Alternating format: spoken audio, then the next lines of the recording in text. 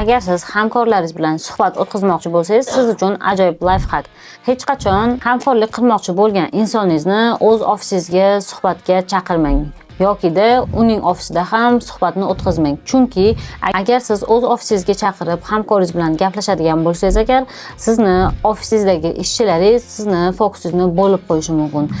Aksincha, agar siz hamkoringizning ofisida bo'ladigan bo'lsangiz esa, xuddi mana shunday uni ham ishchilari yoki yonidagilari uning fikrini bo'lib qo'yishi mumkin va siz ko'pincha o'sha hamkorni, o'sha mijozingizni ishdan bo'shashini ancha vaqt kutib qolishingiz mumkin. Bunga yechim esa bunaqa suhbatlarni neytral joyda o'tkazish. Kafe bo'ladimi, kofe shoplar bo'ladimi, aynan mana shu joylarda agar uchrashsangiz agar, siz ham u ham o'z ishlaridan xoli bo'lib, aynan mana shu dogovorga, ya'ni kelishuvga tayyor bo'lib, fokusini aynan mana shu ishga qaratadi va shunda ishingiz yaxshiroq bitadi.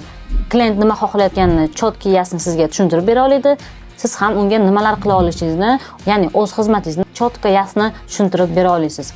Ma'lumot foydali bo'lgan bo'lsa, obuna bo'ling.